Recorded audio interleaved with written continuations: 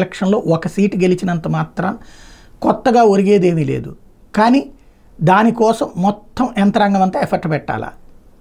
ఒక స్థానిక సంస్థల ఎమ్మెల్సీ ఎన్నిక తెలుగుదేశం పార్టీ ఆలోచన అట్లాగే ఉంది. ఒక 2 ఏళ్ళు పోతే దాదాపుగా చాలామంది ఎమ్మెల్సీలు అక్కడ ఖాళీ అవుతుంటాయి, 10-15 చొప్పున అట్లా ఖాళీ అయినా తీసుకోవచ్చు. ఇంతకుముందు తెలుగుదేశం పార్టీ ప్లేస్లో వైసీపీ అట్లాగే కదా తీసుకుంది. అట్లాగే సాధేం చేసు అదే గెలుచుకోవచ్చు.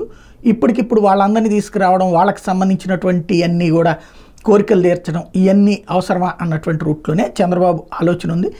ఏదైతే స్థానిక సంస్థల ఎమ్మెల్సీ వంశీకృష్ణ యాదవ్ అనర్హత వేటు నేపథ్యంలో ఎన్నిక జరగబోతుందో దానికి బొత్స సత్యనారాయణని వైఎస్ఆర్ కాంగ్రెస్ పార్టీ అభ్యర్థికి ఖరారు చేయడం, 500కు పైగా ఓట్లు అక్కడ వైసీపీకి ఉన్నటువంటి నేపథ్యంలో ఎట్టి పరిస్థితుల్లో దాన్ని గెలిచి తీరతామంటూ వంశీకృష్ణ యాదవ్ లాంటి వాళ్ళు ప్రకటించే నేపథ్యంలో ఇప్పుడు తాజాగా డ్రాప్ అయిపోయారు.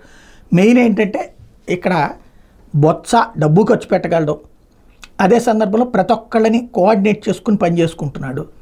800 పైచీలకు ఓట్లు ఉంటే 500 పైచీలకు వైఎస్ఆర్ కాంగ్రెస్ పార్టీకి ఉన్నాయి. ఇప్పుడు దాదాపుగా 200-300 మందిని కొనాలి వైసీపీ వాళ్ళని ఆల్రెడీ వైసీపీ వేరే చోటకి తరలించేసింది.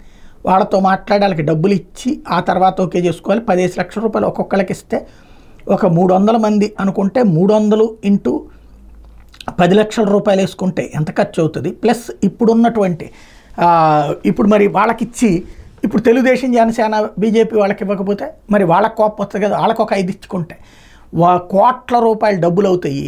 కానీ అదేం పెద్ద ఇష్యూ కాదు, అనవసరమైనటువంటి ఖర్చు. ప్లస్ దానికోసం ఎమ్మెల్యేలు మంత్రులు అందరూ ఎఫర్ట్ పెట్టాలి. ఇది ఎలక్షన్స్కి చాలా టైం ఉంది, 4 సంవత్సరాల 10 నెలలు ఉంది. ఇప్పటికిప్పుడు ఇది గెలిచినంత మాత్రం రేపు పొద్దున సైకలాజికల్గా పబ్లిక్ మీద ఏమి ఇంపాక్ట్ ఉండదు. ఎలక్షన్స్ ముందు జరిగే ఎలక్షన్స్ అంటే మెయిన్ ఎలక్షన్స్కి ముందు జరిగే ఎలక్షన్స్ అప్పుడు కాన్సన్ట్రేట్ చేసుకుంటే పోతుంది. కానీ ఇప్పుడు టైము, శ్రమ, డబ్బు దండగ ఎందుకు అనుకున్నది తెలుగుదేశం పార్టీ, అందుకే డ్రాప్ అవుతోంది.